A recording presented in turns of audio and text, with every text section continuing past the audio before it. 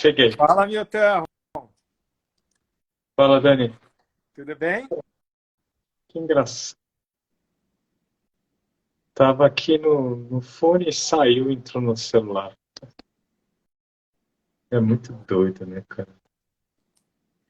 Se você acha muito doido, imagina eu, que sou nada tecnológico.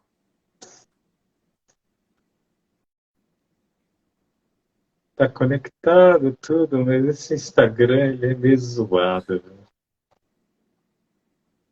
Eu esperava você ajeitar aí e a gente começa a conversar. Eu Bom, fiquei muito feliz de te ver no sábado. tava bonita a escola, né? A escola tá Tava muito bonita. super, Gostei conversei com a... de ver. Deixa eu tirar aqui. Antes desiste. Pronto? Tô pronto, tá aqui, ó. No jeito. Vamos lá, então, Milton. Já vou... Acho que é um assunto que você vai gostar de conversar. Eu acho que nos últimos tempos, assim, sei lá, eu tô no mundo do yoga, no Asha Yoga há 23 anos, mas no yoga em si, mais 2 anos, 3 anos, vai para uns 26. Você está há uns 35 já no mundo do yoga. É, comecei a dar aula com 16 anos. Não, mas começou a dar aula com 16, mas tem ainda antes de dar aula, né? Tem mais um período aí pequeno. Aí de... Comecei a dar aula aos 14. Três Então, anos antes, né? 14, você está hoje com 35. Então, 49. Quase 50, esse mas aí, Milton, o que que é esse, assim, eu acho, eu não sei te precisar, mas eu acho que, assim, posso falar aí que nos últimos 7, 8 anos começou-se a se falar muito sobre gratidão, sobre ser grato pelas coisas que você faz e por aí vai. E eu sei que o seu livro de Puja vai sair, então já está aí, vai começar a ser produzido logo mais, logo menos talvez. E eu acho que seria um assunto interessante a gente falar sobre essa atitude de ser grato, né? Então, eu acho que seria muito legal, assim, porque o que eu sinto, já começando assim a soltar aí algumas coisas para você falar a respeito, eu sinto que muitas vezes tem uma linha tênue em, em relação à gratidão, porque tem pessoas que podem te considerar ingrato por alguma ação que você tenha. E, ao mesmo tempo, tem muita coisa que nós precisaríamos ser gratos e, e acabamos não sendo. Jogando aí no ar determinados pensamentos e colocações. E eu queria saber o que você enxerga sobre a gratidão, sobre o Puja. E acho que seria legal, já que é um tema que vai estar aí bem presente quando você estiver lançando o seu livro. Então, colocamos assim. Bem, estou muito feliz. O professor Mestre de Rosa leu o livro, adorou o livro. Não tiveram correções. Sim, uma coisinha de ortografia ou outra, mas o livro é um livro incrível. De todos os livros que eu estou escrevendo, e que já estão escritos e estão em processo de diagramação, tradução, revisão, o de Pudia é o livro mais lindo. Mais lindo. Eu escrevi ele em situações muito especiais. Muitos dos livros foram escritos em viagem. Foi engraçado, né? Eu escrevia não só quando eu estava aqui, mas também quando estava viajando, não para, né? As pessoas pensam, eu vou tirar férias, eu largar tudo e desaparecer. Isso não existe na nossa profissão. Não. Não existe. Né? Até porque não faz o menor sentido, né? A E a gente gente, a gente, a gente gosta, ama muito o que a né? gente faz, né? Se a gente pensar, eu estava na Índia com você em dezembro, eu dei várias aulas de madrugada, pelo fuso e tal. Sim. Cara, eu amo muito o que eu faço. Não tem... Eu dei também. Não dei muitas, mas eu dei aula de madrugada também. Continuei dando aula, dei, fiz alguns acompanhamentos da Índia, não foi o tempo todo, mas eu dei até porque eu estava na Índia, eu estava trabalhando. Era com a mente diferente, para mim foi uma saída da minha rotina, mas eu queria uma nova rotina. Então, o tempo todo eu estava aprendendo, estudando, conhecendo, fotografando, então ainda estava trabalhando. Não é assim, vou pensar em outra coisa, esquecer tudo, deixa o trabalho para trás, não é algo que eu quero ver nem na frente. Isso não existe. Não existe na minha vida. Não consigo nem imaginar isso. Então, o livro de Púdia, por exemplo, eu escrevia quando... Muito dele foi escrito quando eu estava na Noruega. Eu estava viajando com a família. Eu detesto dirigir, até porque quando eu começo a dirigir, eu sinto que isso aumenta muito a minha agressividade. Eu não gosto. Se eu puder não dirigir, eu não dirijo. Por curiosidade, a Carla que dirigiu nessa viagem? Sempre. A Carla sempre dirige viagens. Não que seja uma paixão que ela goste, mas ela dirige muito bem, mais do que eu. E ela é muito mais cuidadosa, então muito menos ansiosa, fica muito menos tensa ao dirigir. Então eu fico ali com o piloto, normalmente conversando na estrada, eu pegava meu computador, plugava na bateria do carro, né, no negócio de energia elétrica, uma pilha de livros nas minhas pernas, nas minhas coxas, computador também, papapá. E além, às vezes tinha espaço entre um outro, entre uma cidade e outra, de 5, 6 horas, e rendia muito, assim. Mais do que na Índia. Na Índia rendia menos, até porque eu queria ficar vendo o que estava acontecendo, e porque os guias queriam conversar muito. Sim. Eles queriam conversar, eles queriam me conhecer, queriam trocar informações, então a gente acabava conversando muito, então eu tinha menos tempo disponível. Então, mas você viu, né? Fala, desculpa. Quando a gente estava no ônibus, virava e mexer, você me via com o computador aberto e com livro. Sim. Naquela situação, eu estava produzindo guita. Então, sim, eu lembro. Você estava vendo Bhagavad Gita. Deixa eu te perguntar uma coisa, até já entrando no assunto, eu sei que você vai falar sobre isso, mas assim, eu falei que nos últimos anos isso ficou mais em alta. Não se falava tanto de gratidão, de puja, não se falava tanto. E que eu me lembre, eu não vi tantos livros sobre puja. Não, são pouquíssimos. São pouquíssimos. Então, era isso que eu ia te perguntar. Mas apesar que se você pega as publicações em artigos científicos sobre puja, em livros sobre puja, elas começam a partir de 2000. Antes disso tem, mas é muito esporádico, assim. A partir de 2000 você tem uma ascensão exponencial. Nada perto a pranayama, nada perto a asana, mas você passa a ter uma publicação maior de puja, principalmente em artigos especializados, voltados à arqueologia, voltados a estudos sociais, voltados à antropologia, daí você começa a ter. Então, tem 3 ou 4 livros sobre puja, que são livros fantásticos. Tá? Um deles é da Grunda, outro é um japonês. Qual foi o primeiro, Milton? O nome dela, acho que é Gruda. Acho que esse é o nome. É um nome alemão. Também não consigo pronunciar. Tem um outro que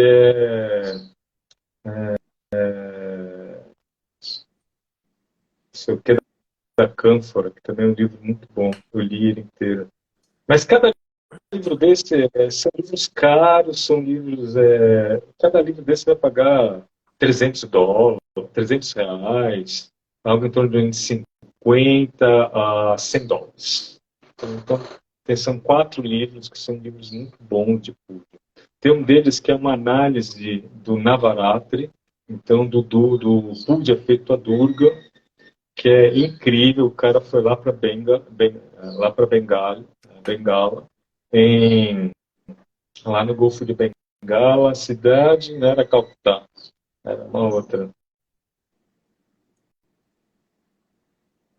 Que era Bengala mesmo. Bem, o rapaz... É interessante que o nome dele é nome de mulher. Parece nome de mulher. É um nome normalmente feminino, até ele faz uma piada. Eu estou fazendo um livro sobre o Púdia, há uma deusa, que é Durga, né? Que é no Navarata, que é a Durga, e Hillary, o nome dele é Hillary. Mas o meu nome é feminino, mas eu não sou mulher, eu sou homem. Então ele faz uma piada no livro, é interessante. O livro dele é incrível, é uma análise incrível, parte por parte, do Púdia feito a Durga. Também uma boa parte do meu livro. Eu bebi muito no livro dele, entendo. E existe atualmente muitos manuais. Tem um senhor chamado Shivananda Sarasvati. Tá? Não é o Shivananda do Shivananda Ashram, não é o Shivananda que escreveu o Yoga Chudamani, que é do século XIX. É um monge ocidental, mas provavelmente foi ordenado dentro do hinduísmo, né, se é que isso é possível, e ele conhece Púdia do ponto de vista formal, ou seja, parte por parte, etapa por etapa, que florzinha que se põe, que água que se põe, qual mantra que você faz, e ele tem vários manuais, desde manuais simples para a Bharya Púdia até manuais grandes, são livros de 300 páginas, que está vendo todos os mantras, mudras, na ordem exata, qual objeto que você usa. Então, ele trata com o rigor formal de execução do Bharya Puja. Tá? Daí também, eu tenho vários desses manuais. Executei eles, todos não, mas era para ter uma noção de como isso funciona o Bharya Puja. Só para explicar então, para poucas... leigo, Bharya Puja é aquele puja que tem palpável, né? Não é um puja. São os instrumentos, né? Você utiliza alimentos, que você utiliza flores, e que você oferta, que você usa água, que você dá banho no ídolo, que você veste o ídolo, que você dá comida para ele, e assim vai. Então você tem o ícone que você usa, ele representa uma pessoa mesmo, e você está servindo essa pessoa. E o pachara quer dizer servir. Você está servindo a ele. Tá? E os upacharas são uma parte do puja. O puja em si é dividido em 3 partes, que é a invocação, o serviço e a despedida. Tá? Então, o puja praticamente é dividido em 3 partes. E o que tem isso a ver com gratidão? É que o puja, ele é a parte efetiva da gratidão, ou seja, é a execução da gratidão. Então, treinamento é vocês treinando a ser gratos. Por quê? O ser humano não é grato. Não, eu sou grato. Não, você não é grato. Sim, você não é grato. Você precisa treinar a ser grato. Eu não sou grato. Nós não somos naturalmente gratos. Da mesma forma que nós não somos naturalmente não egoístas. Todos nós somos egoístas. Eu sou egoísta. Tá? Basta você ver. Acontece uma guerra, acontece um cataclismo, você vai cuidar de quem? De você e da sua família, de mais ninguém, tá? Se tiver que passar por cima de alguém com um trator para proteger a sua família, você vai fazer isso. E isso chama-se egoísmo. Tá? Normalmente, até quando nós pensamos no social sendo egoístas, porque a gente sabe que o social indo bem, isto protege você mesmo. Explica melhor. Então. Sim, explica. Por exemplo,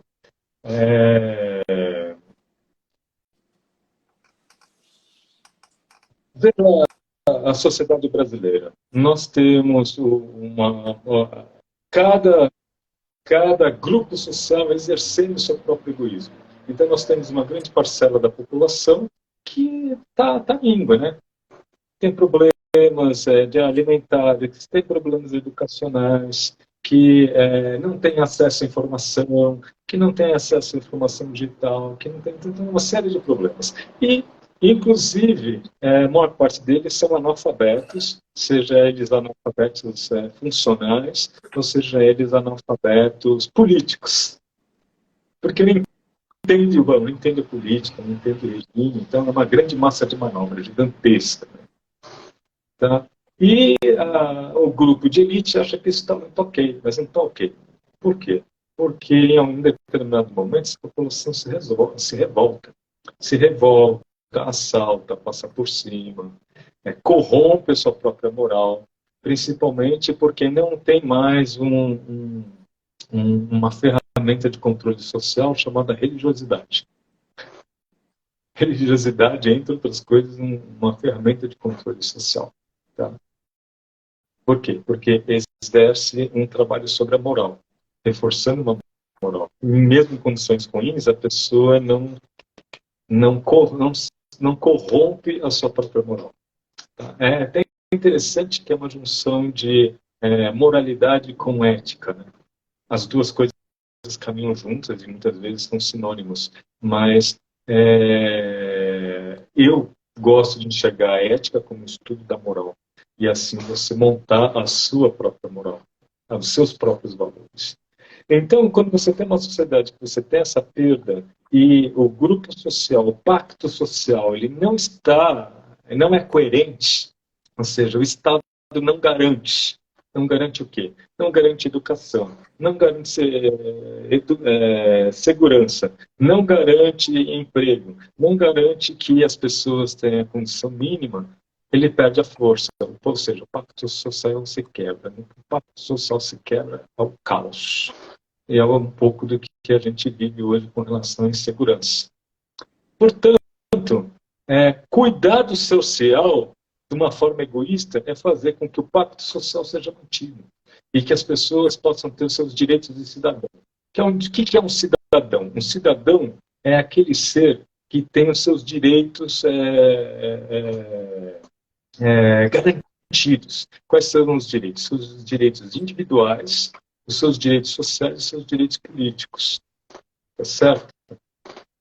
E quando o Estado não garante, por exemplo, segurança, você tem os seus direitos quebrados. Você tem seus direitos quebrados, acabou o pacto social, acabou a cidadania. Então, se o Estado e normalmente o grupo de elite que normalmente direciona a vontade do Estado de alguma forma, se ele se preocupa com o resto da população, se preocupa com que todos tenham a possibilidade de exercer todo o seu potencial como ser humano, se desenvolver, enxergar que existe uma possibilidade de crescimento e crescer e se desenvolver como ser humano, imediatamente o pacto social é garantido. E a sociedade ela consegue andar de maneira harmoniosa. Então, até você ajuda os outros até por egoísmo. Você entendeu? Pensando em você. Você está dizendo isso, né? Porque isso é bom para todo mundo. Isso é bom para todo mundo. É como naquela música do Jorge Benjor, malandro deveria ser bom só por malandragem. Entendeu? Por quê? Porque se malandro soubesse como ser bom é bom, ele seria bom só por malandragem. Mas você não acha, por quê? que quando você fala assim, não há uma generalização? Porque, assim, tem muita gente que faz, que tem atitudes de gratidão e contribuem muito e não necessariamente pensam em si. Mas a atitude de gratidão é um exercício. Uhum. Tá? Lógico que essa é uma discussão filosófica, né? Uma discussão filosófica. Não quer dizer que eu estou certo ou que você está certa, mas que nós temos opinião, nós temos uma visão de mundo. Uhum. Perfeito? E por que eu digo que nós somos egoístas naturalmente? E executar a gratidão é um exercício. Porque todos nós temos um ego. E se todos nós temos um ego, nós estamos o tempo todo procurando prazer e fugindo da dor. E ir contra isto na realidade, é um exercício de pensar no social, de pensar no grupal, de se contrapor àquilo que é a nossa mais íntima ignorância, que é enxergar que o universo e nós somos entidades distintas. O único ser que é totalmente não egoísta é aquele que entrou no último estágio de samadhi, porque ele desfez qualquer tipo de relação egóica. Isso foi desfeito, tá certo? Então, é aquele tipo de pessoa que não tem família. Ele não tem família por quê? Simplesmente porque a família dele é a humanidade, ele não consegue pensar num grupo. Então, as tradições monásticas, a pessoa Poderia se falar, né, Gandhi, por exemplo, seria um exemplo disso. por exemplo, seria um exemplo disso. Eu não conheço a fundo a história de Gandhi para saber se ele era ou não, mas, por exemplo, quando você pega Ramakrishna, Ramana Maharishi, são pessoas que não se envolvem em família. Porque a família pessoal é aquela família, é uma relação é uma relação egóica, uma relação muito, muito forte, né? Quem teve filhos fala, se alguém vai prejudicar seus filhos, você passa por cima. Ah, é Você verdade. passa por cima sem pensar duas vezes. Mesmo agora, eu imaginando, minha filha está com 18 anos, se alguém fizer alguma coisa má com ela, eu tenho que repensar, entendeu? E ver como é que eu vou agir.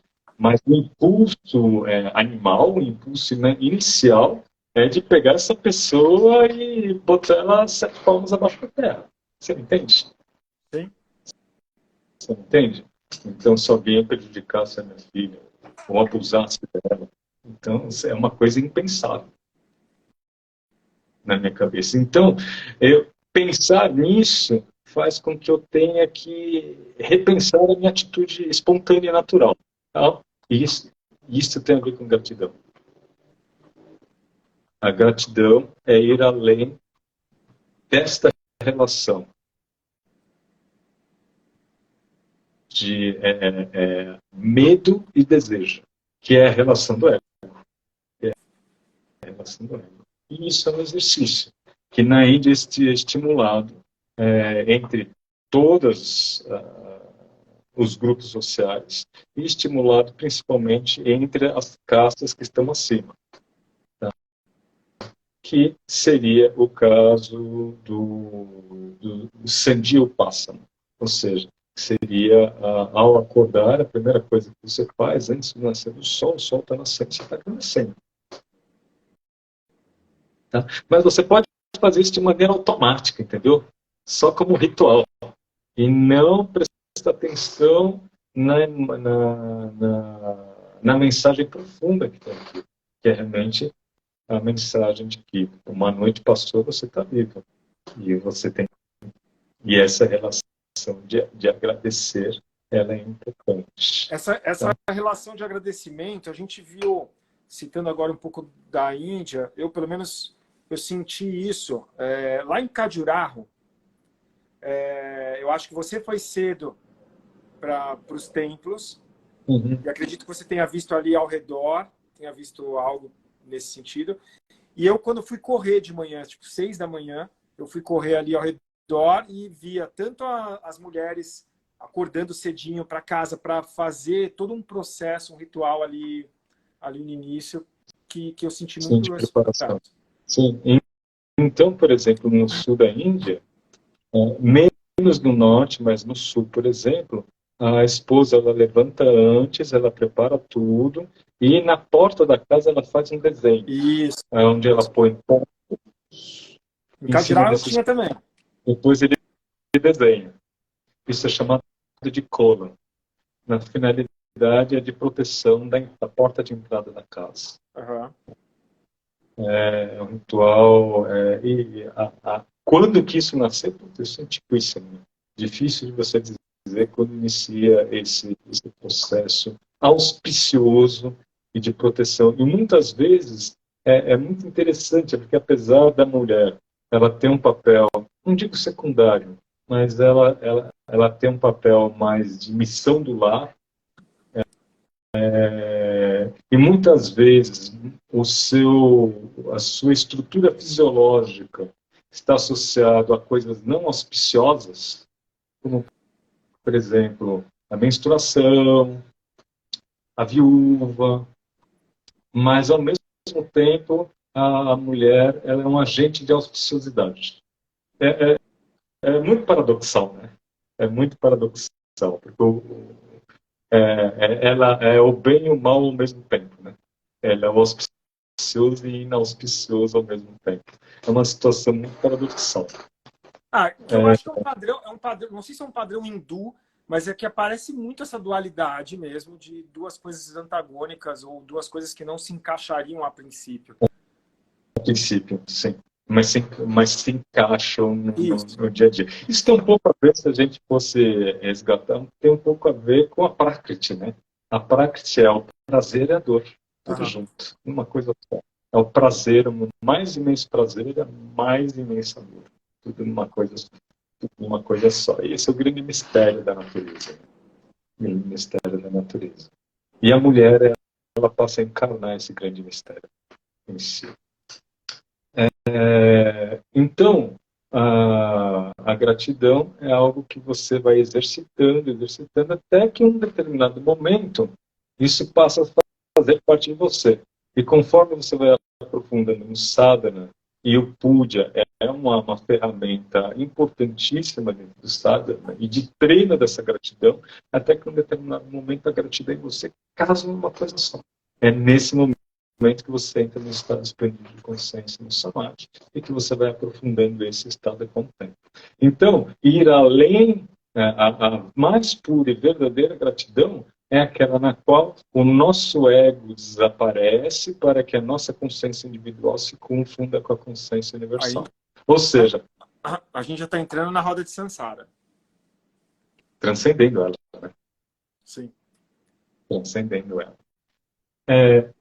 Do ponto de vista fisiológico, se sabe que as pessoas mais gratas, elas sofrem menos de estresse, que elas são mais felizes, têm menos problemas cardiovasculares, têm menos câncer, certo? Que a vida dessas pessoas flui muito melhor. Até um dos indícios de que você dentro do yoga está indo bem é de que a sua vida vai ficando próspera. É muito engraçado, né? É muito engraçado.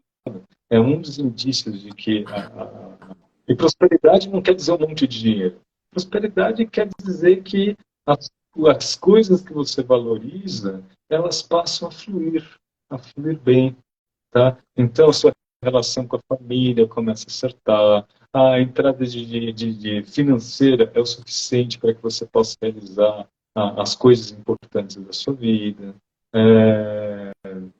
As relações com as outras pessoas passam a ser relações boas, tá? Então a sua vida ela se torna mais harmoniosa, ela se encaixa. Depois de uma tempestade que é no início da prática, conforme você vai evoluindo, sua vida vai ficando cada vez melhor, cada vez mais próspera. E isso se deve justamente ao aumento da sua consciência, né? Ao aumento dessa reconhecimento, ao aumento dessa gratidão, tá? Mas o que eu quero dizer, não se engane. Para a gente fazer não ser grato é muito fácil, tá? Para a gente não ser grato é muito fácil. Tá? Por quê? Porque isso é intrínseco ao ser humano. É esse meu raciocínio. E que o processo é um processo de crescimento.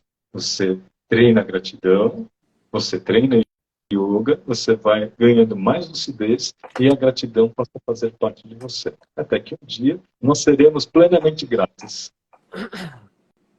É dessa maneira que eu enxergo. E dentro dessa sua forma de enxergar, é um treinamento contínuo, né? A pessoa tem um treinamento contínuo do exercício de gratidão. Mas, por exemplo, vamos colocar na vida real, né? A gente pode colocar na prática, a gente pode colocar de várias formas, mas colocando na vida real, pessoas que contribuem, por exemplo, sei lá, eu vi aqui um amigo meu que faz um trabalho social incrível, que ajuda crianças carentes num projeto social, por exemplo. E isso é uma atitude que ele tem, que ele ele não exige nada, não tem nada em troca, por exemplo, para ele. Essa é a nossa observação. É ele que tem que despertar. Ele não exige nada com a troca, tá certo? Porque esse exigir em troca, às vezes, não é... Nem estou falando especificamente dele, nem conheço, tá? Mas a nossa autoanálise, né? nossa autoanálise. Eu não exijo nada em troca, financeiramente, mas eu ganho status, eu ganho posição, eu ganho referência, por exemplo, você está referenciando ele como uma pessoa grata, só pelo fato dele fazer. Mas quanto disso não o atinge e não faz estufar o peito? Brincadeira, uma maneira de dizer. Não, Mas poderia acontecer, poderia acontecer. Eu vi, essa semana, eu vi um podcast, uma entrevista, e tem um cara, não vou citar os nomes aqui, mas foi um podcast muito interessante de um cara que está muito bem sucedido, e ele estava falando sobre isso, tipo, do quanto ele faz, ele mostra as coisas que ele faz, porque ele era atacado de ambos os lados. As pessoas falavam assim, você só está ajudando para aparecer, ou você ganha um monte de dinheiro e não ajuda. Então ficava era um dilema na cabeça dele. é um dilema, né? Do que eu faço? Porque se eu falo que eu ajudo, é meu ego fazendo aquilo para que eu seja elevado a um ponto, a um patamar maior. Se eu não faço, não estou retribuindo aquilo que eu venho fazendo, que eu venho ganhando. Você entende que essa pergunta é diferente do que os outros falam. Importa do ponto de vista de negócio, mas para você internamente, para a sua realidade dos olhos para dentro, isso não importa. O que importa é você fazendo sua análise e respondendo essa pergunta. Por que eu faço isso? O que me motiva? Qual é o meu emotion? Qual é a minha emoção? Tá? Às vezes a emoção é simplesmente a sensação de prazer que dá em ajudar. Você percebe que até isso é egoísta. Isso me dá muita felicidade, isso dá muito prazer. Por me dar muito prazer, é voltado a mim, não ao outro. Mas tudo bem. Isso não quer dizer que é uma coisa errada. Tá? Mas é sempre importante você ter na sua mente internamente, o que te motiva a fazer isso? O que te dá base para fazer isso? E essa pergunta é uma pergunta que você faz com você. Pode ter uma resposta agora, daqui a 10 anos você tem outra, porque você se desenvolve com o tempo. Tá? Por exemplo, eu já vi muitas pessoas que elas criam um trabalho social por marketing. Você já viu isso acontecer? Sim. Tem sua função? Tem sua função. Quem vai receber aquele livro, quem vai receber aquela bolsa de alimento, quem vai receber aquele acesso à educação, ele vai estar grato do mesmo jeito. Tá? Para ele, vai ajudar do mesmo jeito. Quer você tenha feito isso por marketing ou não. Agora, internamente, como isso reverbera internamente? Isso reverbera criando mindset. Tá? Criando um mindset que reforça o egoísmo, que reforça a ferramenta, né? Que reforça você estar aqui. E aí, então, você é uma questão de opinião. Eu, por exemplo, eu não conseguiria. Eu não consigo fazer por isso. Entendo que até quem faça, mas eu não consigo. Estaria me machucando, então. Sim. Eu não entendo. Estou pensando do ponto de vista da pessoa que recebeu. Eu prefiro ter alguém que está egoísta fazendo isso por marketing, alguém recebendo aquilo e aquilo está favorecendo essa pessoa, do que a pessoa que faz isso por egoísmo simplesmente não existir, não ter ajuda. Eu sinto que isso é muito pior. Então é como se fossem níveis, né? Níveis de porquês e níveis de emotion, níveis de mindset. A gente pode até levar isso para o mantra, por exemplo. O mantra é uma ferramenta que protege a mente. Tá? Mantra, mente traz, instrumento da mente, instrumento para proteger a mente, instrumento através da qual, através do pensamento focado, faz com que a mente seja colocado numa forma especial. Tá? E, portanto, nos facilita essa conexão com o absoluto. Agora, tem gente que faz mantra com objetivos muito específicos, para trazer trazer prosperidade, para trazer inteligência, para trazer proteção. Existem mantras com essa função. Por quê? Porque ela vai colocar o seu inconsciente talhado de uma determinada forma que vai fazer com que você inconscientemente tenha um comportamento que vai evitar que você entre em situações complicadas, proteção, ou que vai te impulsionar a querer aprender, Vai ou que vai gerar te determinadas conexões. São conexões geradas. Mas você percebe que se você usa o mantra com essa finalidade, ele reforça um tipo de mindset, que é mindset de apego, que é um mindset de egoísmo, que é um mindset de pensar em você mesmo, e isso dificulta o processo como um todo, de conexão com o absoluto. É inválido? Não é inválido, mas saiba, se você usar o mantra desta forma, outra coisa não vai rolar. Tá certo? Mas se você usa o mantra com a seta apontada para o alvo certo, no meio do caminho vão acontecer coisas que podem te favorecer. Mas você nem está pensando nisso. E isso vai funcionar. Eu exemplifiquei como mantra, mas vai funcionar para o puja, para o mudra, com tudo. e sucessivamente. Concordo. Essa é a minha... Eu sei que existem várias formas de se pensar, mas essa, para mim, eu acredito que tudo que você faz, você tem vão acontecer efeitos, e a tendência você está fazendo muita coisa legal, está tendo atitudes incríveis, sei lá, citei esse meu amigo que estava aqui, que tem um projeto social incrível para crianças carentes. Então, tipo, é incrível. Mas é óbvio que, de alguma forma, aquilo vai impactar a vida dele positivamente. Vai ficar, como você falou, vai ficar mais conhecido, vai ser visto dessa forma, as pessoas vão, às vezes, abrir novas oportunidades para ele por ele ter feito isso.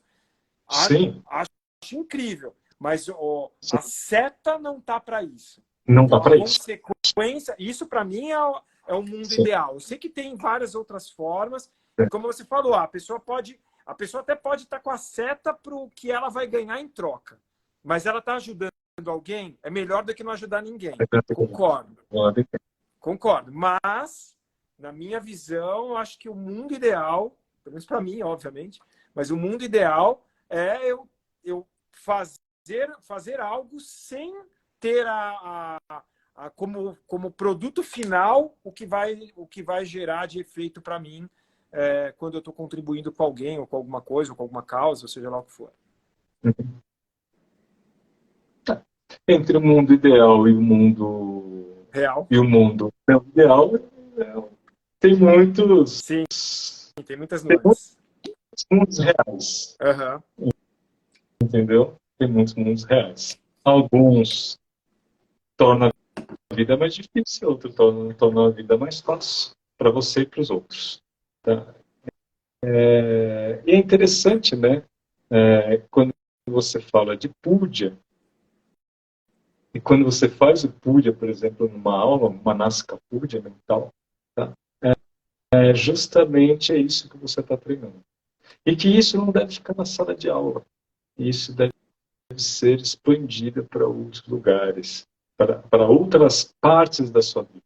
Isso deve ser expandido para a sua relação com o seu parceiro, isso deve ser expandido para a sua relação com as pessoas, isso deve ser expandido para a relação de amizade, tá? Isso deve ser expandido até para as pessoas que não gostam de você.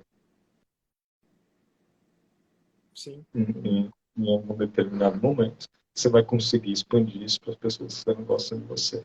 E muitas vezes, o mal verdadeiro, assim, cara, isso é tão raro quanto a pessoa boa, absolutamente boa. Tá? O resto é curva de Gauss. Curva de Gauss é um chapéuzinho, uma curva normal. Tá? A perfeita bondade não existe. O resto somos nós que lidamos com os nossos egoísmos. Para algumas pessoas pegam uma coisa, para outras pegam outra. Mas somos nós tentando lidar com os nossos egoísmos. Ou seja, somos nós tentando nos encaixar e ser mais gratos ou menos gratos. Tá? Conheço muitas pessoas muito boas, muito legais, mas que tiveram atitudes que, a meu ver, foram gratas. Foram. Na minha lente, pode ser que na lente de outra pessoa não foi, mas na minha lente eu vi aqui, foi aqui. Por quê? Porque aquilo de alguma forma mexeu comigo, certo? Mexeu comigo. É uma coisa que eu não faria. Tá. Agora quer dizer que eu estou certo, que não estou certo? Não. Mas Aí é muito relativo, né? Aí é muito difícil, e como tem muitas. São muitos prismas, uma sim, mesma situação. São sim. Mas se prismas. não impactou, ao impactar, daí o que vai pensar para aquela pessoa? O quanto a minha sensação, e o quanto ele considera aquilo que o Milton pensa como algo verdadeiro ou não. Sabe o que eu penso a respeito disso, Não, Milton? Eu acho que até uma pessoa que, por exemplo, não considere aquilo que você fala, essa é a minha percepção. sim, Mesmo essa pessoa que não considera, se você falou alguma coisa, aquilo de alguma forma vai impactar a pessoa que está ouvindo. Mesmo sim. que ela não considere, mesmo que ela te ache um idiota, Uhum. mesmo que ela seja contra tudo que você está falando, de alguma forma, aquilo vai entrar e vai gerar um impacto. Pode Pode não, ser pode. gigante, pode ser pequeno, pode ser transformador, pode não ser, mas de alguma forma aquilo vai fazer minimamente a pessoa parar para pensar no que você falou. E é algo que assim, eu procuro trazer para minha vida. Eu estou em desenvolvimento contínuo, mas eu enxergo dessa forma porque, assim, por isso que eu procuro falar tudo que eu penso, eu procuro falar para as pessoas, porque eu sei que, de alguma forma, mesmo a pessoa achando que eu sou ridículo, de alguma forma, ela vai para casa e vai ficar com aquela pulguinha atrás da orelha, e ela pode falar assim: não concordo com nada do que ele falou, mas ela, por alguns segundos, ou alguns minutos, ou alguns dias, ela parou para pensar. Tá. Tem uma pergunta aqui, você viu? Vou ver agora aqui. Eu vi uma anteriormente, que era perguntar, porque você estava falando de Samadhi, perguntaram se você já atingiu o estado de Samadhi. É que, como o seu fundo é branco, aqui fica ruim para mim. Peraí. Vamos lá. Ajudar a própria família é uma ação egoísta? Ou pode ser encarada como uma ação de desenvolvimento de gratitude ou melhor altruísmo? Não tem problema nenhum em ajudar a família. A questão é quando você ajuda a família em detrimento do outro. Você me entende? Sim. Por exemplo,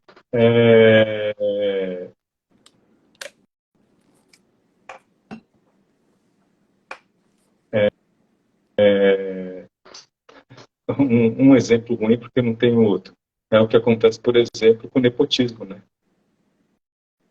Crime, né? É crime visto na nossa sociedade. Mas você está ajudando a sua família. Em detrimento de quem? Em detrimento, de repente, de uma pessoa que poderia ser mais competente para a execução daquele cargo.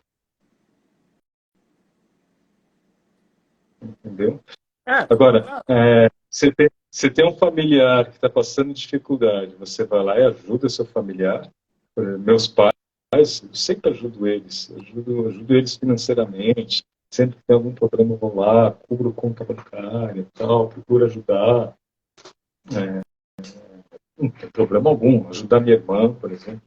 Imagina, a gente tem que ajudar os nossos familiares. Agora, quando você tem que decidir, sabe aquele paradoxo do trem? Você tem um trem vindo, tá? E esse trem, ele tem uma pessoa amarrada no trilho do trem. E do outro lado, você tem um desvio.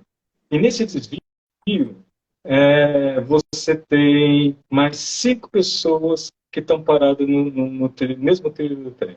Tá? Então, você tem um trilho, você tem um desvio. No primeiro desvio, você tem uma pessoa amarrada no trem. No outro desvio, você tem outras 5 pessoas. Tá. E você é responsável por tomar decisão. Que decisão?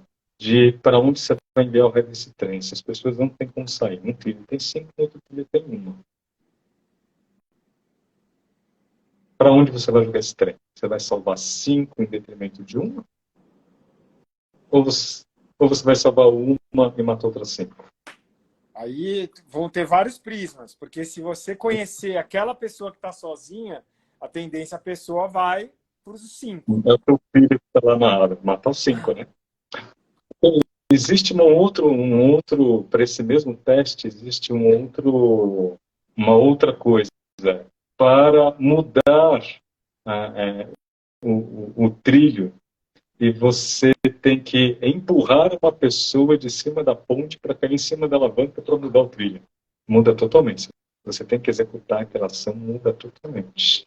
Uma ação onde você está de frente da pessoa que você tem que muda totalmente. Então, existem várias maneiras de você enxergar essa mesma proposição ética. Tá?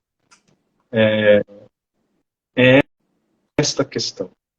Tá? Quando você conseguir enxergar todos os seres humanos como sua família, e isso só acontece quando você transcende a sua personalidade. E tem um estado de consciência onde você tem uma visão de todos. E da união de todos. Como uma grande família. Para esta pessoa, não existe mais barreira de raça, não existe mais barreira de credo, não existe mais barreira cultural, não existe mais barreira de fronteiras.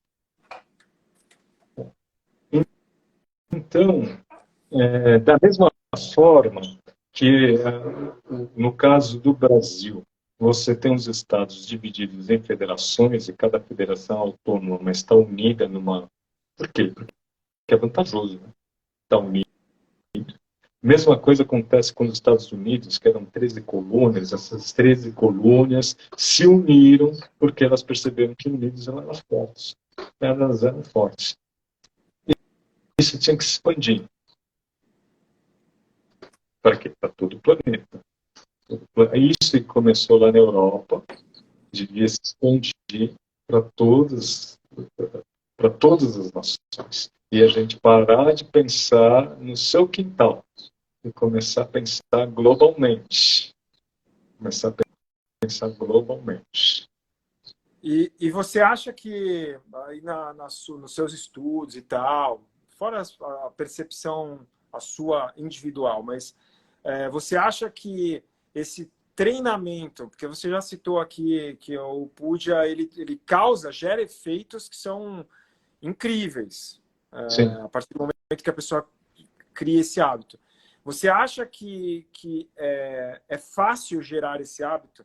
Então, as pessoas elas têm a facilidade de gerar esse hábito. A gente, no Swastika Yoga, a gente coloca o Puja na prática, mas extrapolando, como você mesmo falou, extrapolando a prática, extrapolando a sala de aula, extrapolando a sua prática, você acredita que isso seja fácil para as pessoas? No sentido de ter o hábito mesmo, de gerar esse hábito? Gerar um hábito é difícil para qualquer coisa. Exige um esforço. Não é fácil, mas exige um esforço pessoal para criar qualquer hábito. Para mudar um traço da personalidade, nunca ouvi nenhum estudo a respeito disso, mas é uma impressão minha. Às vezes leva 10 anos para você mudar um condicionamento muito arraigado seu. Tá? Você vai levar uns 10 anos, depois que você se percebeu que aquilo não é muito legal para você, você vai ter que transformar aquilo. Tá? Então, a mesma coisa acontece com qualquer técnica. É fácil começar a respirar corretamente? Não. Não.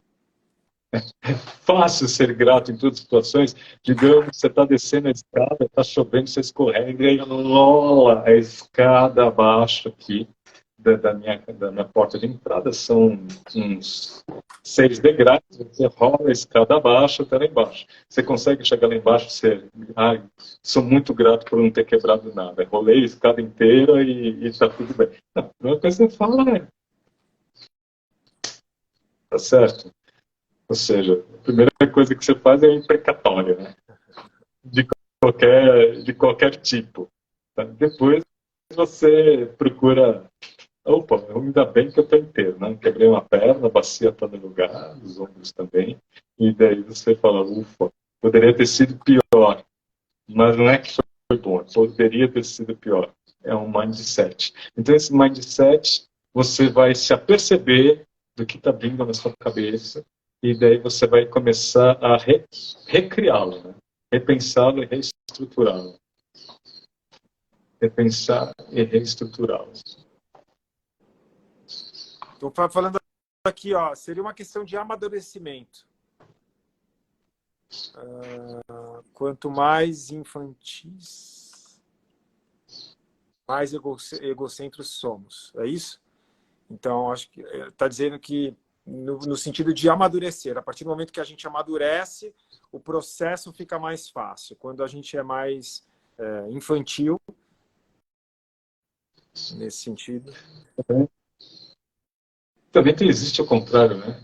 Às vezes é muito mais fácil uma criança compartilhar uma maçã mesmo com fome do que um adulto, né? Eu acho. Tendo Já filho, parou eu para acho que pensar eu vejo muito mais a atitude sincera de gratidão do que no adulto. Eu não sei se eu concordo com o amadurecimento. Mas eu entendi o que ela quer dizer. Amadurecer não é a questão de ser criança ou ser adulto, mas é uma questão de amadurecimento com relação ao seu contato com a Até realidade. a sua atitude. Nesse sentido, sim, uma pessoa que consegue enxergar e compartilhar com os outros, sim, nesse sentido, sim. Entendo que sim. Milton, a gente está chegando no finalzinho, então você quer falar um pouquinho mais do livro em si? Porque eu sei, você já me falou isso, e acho que você citou um pouquinho aqui no início, que de todos os temas que você vai escrever, né, e está escrevendo, e vai escrever, o Púdia talvez seja o seu livro mais lindo, mas com certeza é algo que não é tão procurado pelas pessoas. Se a gente pensar, o Púdia não é o tema mais requisitado, né? Mas você citou que talvez seja o seu livro mais lindo. Quer falar um pouquinho a respeito? Sim. Porque o Púdia, ele traz em si a essência do Bhakti e do Karma Yoga. Tá? O Bhakti Yoga é o yoga associado ao amor. O amor, alguns traduzem como devoção, mas eu gosto de dizer que é ao aprender a amar verdadeiramente. Seria... É engraçado que eu ouvi uma palestra, foi do Portela, que ele fala que o amor incondicional ele é problemático, né? Que o amor incondicional você ama independentemente de qualquer coisa que outra pessoa faça, né? A pessoa faz amor, uma atrapalhada, né? Você ama ela de todo jeito. Daí o posicionamento dele é colocar assim: não, eu não quero que você fume, use droga, porque te amo. Você entendeu? Então eu tomo algumas atitudes porque realmente eu gosto de você. Então não é amor incondicional, é um amor condicional. Tá? Mas quando você fala em amor incondicional, não é um amor voltado a uma pessoa. Para amar incondicionalmente, você tem que amar, voltar o seu amor para algo que seja transcendente. E o Pud entra justamente nisso, porque você volta todo o seu potencial do amor para aquilo que realmente é algo que mereceria nada mais do que um amar, independentemente de qualquer coisa que vem. E é muito interessante quando você pega o Puja e o Bhakti como uma das essências de funcionamento do Puja, é que ao amar tão profundamente, qualquer coisa que o sagrado te ponha na sua vida, tudo aquilo vai ser bom, porque aquilo foi colocado na sua vida por uma função. E isso gera um gatilho positivo, né? Independentemente do problema que aconteça, sempre será uma coisa boa e sempre será para o seu crescimento. Então, isso o gatilho que você cria vai ser sempre um gatilho positivo. Outra coisa também é com relação ao Karma Yoga, né? Então, a pessoa faz o puja, ela não pensa que ali a essência do sadhana, a essência da prática está naquilo. Porque ao fazer o puja e você ofertar o seu sadhana inteiro, sua prática inteira, qualquer efeito, qualquer ato que você fizer, como um presente, como um puja, como algo que é feito não por você, mas que é feito para o universo, se você é uma pessoa religiosa para Deus, que seja, ao executar todas as ações como uma oferenda, imediatamente você anulou seu ego. Porque independentemente do que vier, se der coisas boas, não é para você. Se der coisas ruins, não é para você. Se aquilo te der frutos pessoais, você nem estava pensando nisso, apareceu, mas... Então, imediatamente, executar o puja, executar a gratidão, ela já te preenche do mais profundo desapego.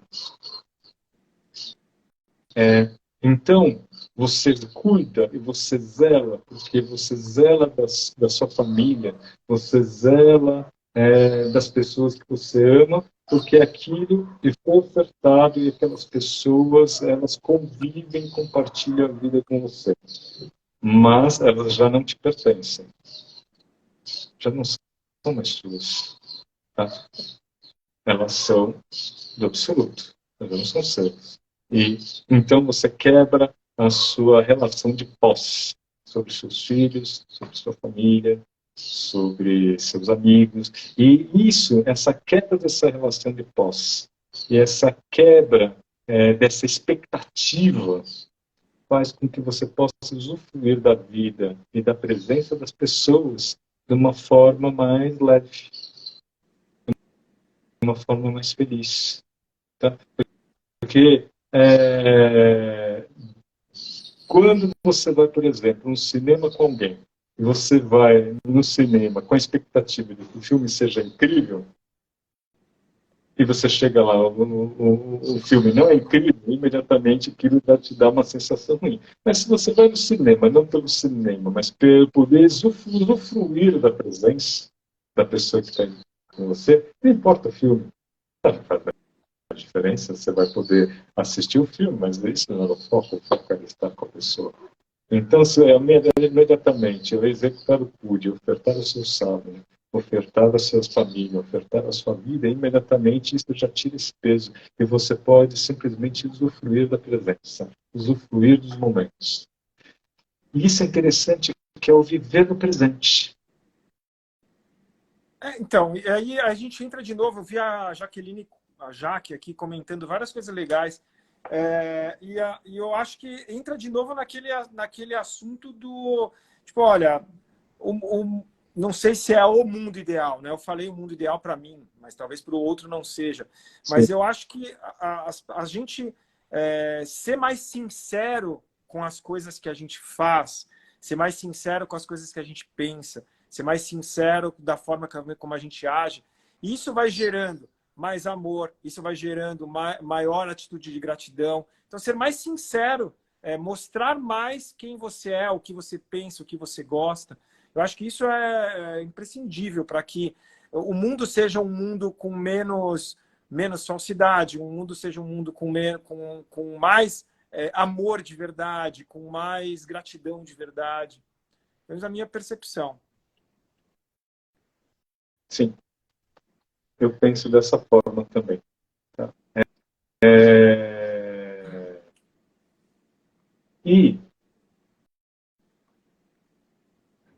essa sinceridade, quando ela é exercida mediante o carinho,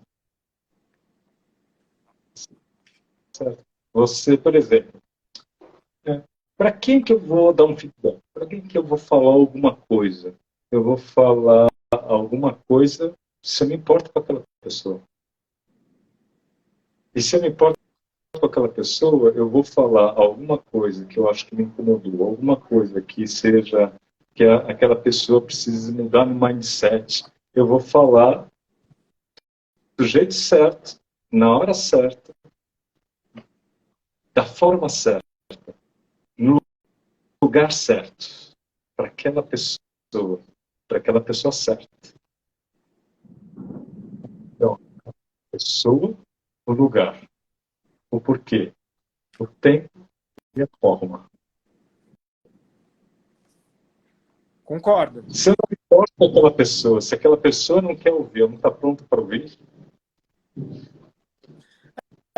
Aí é uma reconstrução.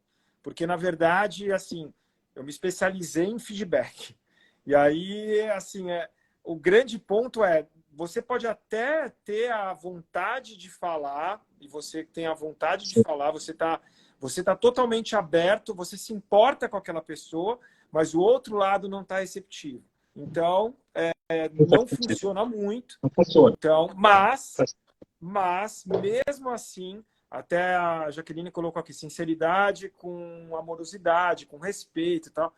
Sim, então a gente sempre vai falar de uma forma que seja respeitosa, que tenha carinho, mas de qualquer forma o outro lado precisa estar aberto. Agora eu te criei para mim que mesmo que você não esteja aberto, eu procuro ter essa atitude de ser sincero, de falar aquilo que eu penso, porque eu acho que tudo pode mudar.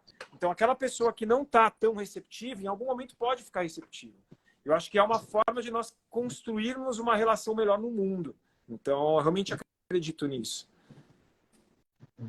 Talvez eu tenha que mudar nisso. Se eu percebo que a pessoa não está pronta, eu prefiro Que é, usar o silêncio. que é o mais comum, tá? Esse é o mais comum mesmo. Usar o silêncio. Eu não estou dizendo que o que eu faço é o certo, eu só estou dizendo que o que eu faço me deixa com o coração mais tranquilo, mesmo que o outro não esteja receptivo. Eu fico com o meu coração mais tranquilo. Aí pode ser um pouco mais de ego, de tipo, eu quero também, eu quero ficar tranquilo, porque senão eu vou ficar remoendo por não ter sido sincero quanto eu gostaria de ser, mesmo a pessoa não estando receptiva para tal. Mas eu realmente acredito que o mundo poderia se falar mais, as pessoas poderiam falar mais umas para as outras.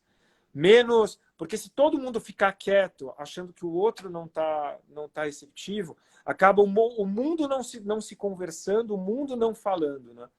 Então, eu acho que essa pelo menos é o meu pensamento. De novo, não sei se está certo ou se está errado, mas é algo que me deixa mais tranquilo. Sabendo que quando a pessoa não está receptiva, talvez ali eu dê soco em ponta de faca, talvez eu vou levar umas invertidas, mas pelo menos da forma como eu enxergo. Eu fico com o coração mais tranquilo. Se eu tiver que falar alguma coisa para o Milton, mesmo o Milton não sendo receptivo, eu me importo tanto com o Milton que eu vou falar, ele pode não ser receptivo, ele pode me dar uma paulada e tá tudo certo. Eu fico com o meu coração mais tranquilo. Pelo menos é o que eu penso. Bom, Milton, Pensamento de livro tem previsão do seu livro? Começo de maio. Provavelmente não é data final, mas provavelmente é 6 de maio. Já o lançamento? É mesmo? Uhum. Ô, louco! Então, ó, para quem está aí, para quem não conhece o trabalho do Milton, então eu já sempre dou essa sugestão. Se você não conhece o trabalho do Milton, procure o livro Mudra, tá no link tem o link ali no Instagram dele. Então procure o livro de Mudra do Milton, que é incrível, para mim um dos livros mais incríveis de conteúdo que eu já vi relacionados ao yoga. E agora vai sair o de Puja. Então, que com certeza são poucos livros que têm esse conteúdo Então, fica aí a dica. E rapidinho, eu achei que ia demorar mais uns meses aí, então rapidinho. Cerca aí de 2 meses, Sim, já... assim que deu ok, já corrigiu. Uma coisa boa com relação ao livro de Púdia é que eu tive a oportunidade lá na Índia de checar. Eu estive no templo, eu fiz aquelas etapas todas, do lado do Linga de Shiva, dentro do Garbhagriha. Então, eu sei que a informação que está lá é uma informação boa.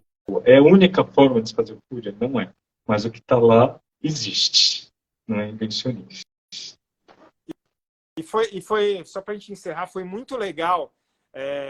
Você foi pego de surpresa, que você acabou fazendo lá uma cerimônia e acabou sendo um tipo de puja para a organizadora da nossa viagem lá na Índia. E foi muito legal, né? Para você foi uma experiência diferente, porque fazer a experiência, o puja em inglês, que não é uma língua que você domina, e pensando a lógica em cima do que era ali, né? O local, a pessoa, foi muito legal.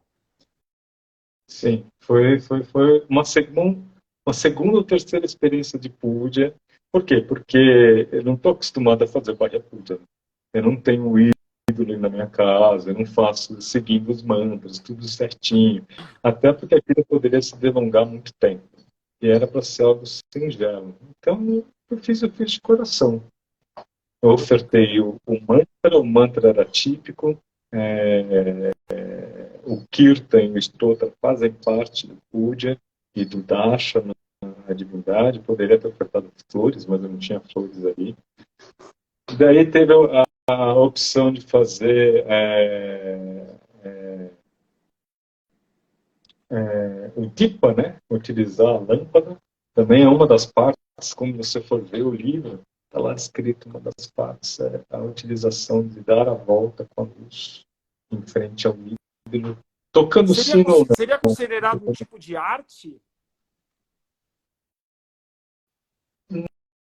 Não, o arte é aquela parte com a música, com musicalidade para todo mundo, em grupo. Aquilo é o arte. Eu achei que era relacionado ao fogo.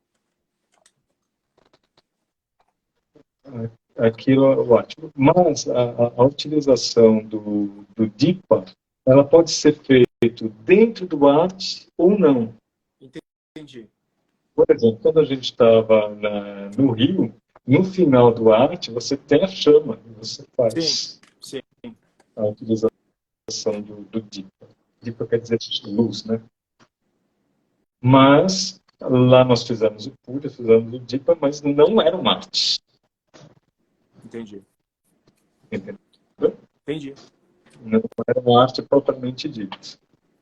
Porque o arte, ele normalmente ele é associado com radiantes específicos, né? Com musicalidade, são textos muito específicos que são utilizados naquele momento. É um assunto que a gente pode falar mais, porque agora também surgiram várias dúvidas, mas a gente pode falar mais sobre isso, até da nossa experiência lá na Índia. Galera, obrigado por acompanhar. Então agora uma notícia boa aí, em menos de 2 meses, por aí, vai ter o novo livro do Milton, aproveitem. E logo mais também, acho que essa semana está sendo lançado o maior curso que eu já participei, eu preciso até gravar um vídeo que me pediram, o maior curso para mim de conhecimento sobre yoga, que é a imersão filosófica. O Milton vai estar lançando essa semana. Fiquem atentos ali na bio do Milton, que deve ter lá já, se não tiver, tá para sair o link de inscrição ou de captação de informações. Tá bom? Super beijo para todos. Milton, sempre feliz em te ver. Super beijo. Tá? Daqui 15 dias conversamos de novo. Quando é que você aparece? Gente, vamos combinar, né? Vamos combinar alguma coisa. Tá bom. Tá bom? Beijo. Super beijo.